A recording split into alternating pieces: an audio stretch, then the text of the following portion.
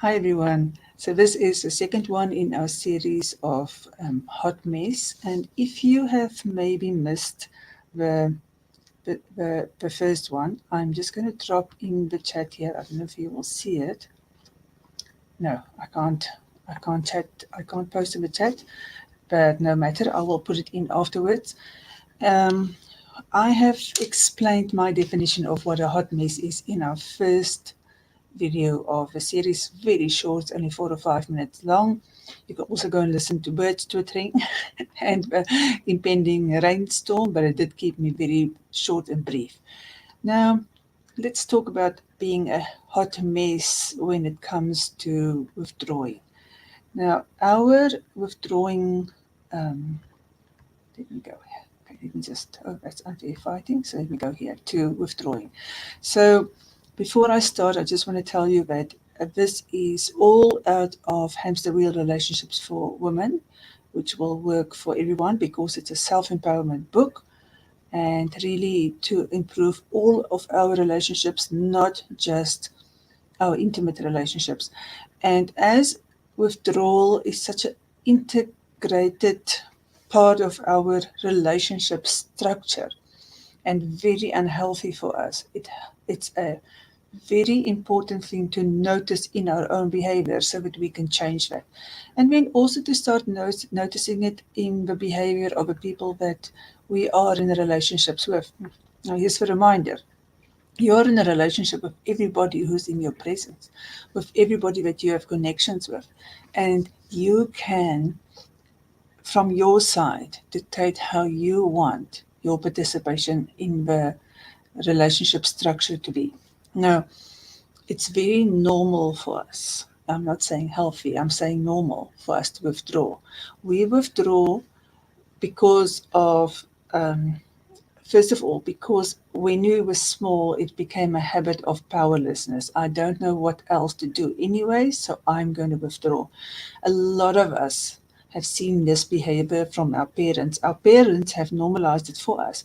When we don't like what we're doing, when we don't listen to them, when they don't approve of what we want to do or what we are not doing, then it is silent treatment, the withdrawal of affection from us, or a lot of them were just not present in our lives. And so we've just learned that there's nowhere for us to take our problems and our wants and needs. And therefore, we have learned, let me just withdraw, because if I withdraw, then I don't have expectations, I don't get my hopes up, and then I'm not going to feel so disheartened, so sad, so hurt. So withdrawal has become a way of life for many, many of us. But then we also go one step further. When we get into puberty, somewhere between 12 and 16, a lot of us have just given up on our primary caregivers, our parents, and we have just decided that it will not hurt anymore. We will not let it affect us anymore. We will just not care about it anymore. And very often we will become rebels, or will become part of some addictive behavior, or become super, super efficient and productive so that we can do really well in life, so that what we achieve, our achievements, become our currency. Or a mixture of all of those. But somewhere along the line, we are not being taught how to communicate. Now, being taught how to communicate is really a job our parents are supposed to teach us, but they know how to talk, and they can talk down at us and they can talk to us. But the true art of communication is listening, and also learning to listen to us, and also to teach us to listen to other people, to really listen, to hear and to understand. And because we don't feel heard, we don't feel understood, it's much easier just to go back to the old pattern and to withdraw. In order to stop that, we have to learn how to communicate. So we have to become very aware that if we keep on withdrawing, we keep on going into our own pattern, it is the biggest way in which we are powerless. And we have to decide, I'm simply just not withdrawing anymore. No, done. No more withdrawing. I will try, even if I make mistakes, even if I don't do it perfectly, I will try to start communicating. Yes, and we'll get it wrong. Some of us will be fighters. Some of us will be overly aggressive. Some of us will not know how to put a boundary. Some of us won't even know how to ask for what we want and need without it being whiny or going to victim mode. But every single thing is better than withdrawing. Withdrawing is you taking yourself out of your life. Withdrawing is you giving up your own power. Withdrawing is you not using your adult rights. Your adult rights are to have a voice and to have a choice and to take care of yourself to your own best ability. And not only your adult rights, these are your adult jobs. You are supposed to do that for yourself. It's not nobody else's job. So when you withdraw, you cannot do right by yourself. You cannot show up fully in a relationship. When you withdraw, you will very likely go into manipulation, because if you don't have a voice, you don't know how to speak properly, you will start using manipulative behavior. And withdrawing is manipulating somebody else, because they need to come and fix the thing for you without you speaking or asking for what you want, just because they want you back in their life. And the other manipulation that we will then get into is things like going to victim mode and being sorry for ourselves.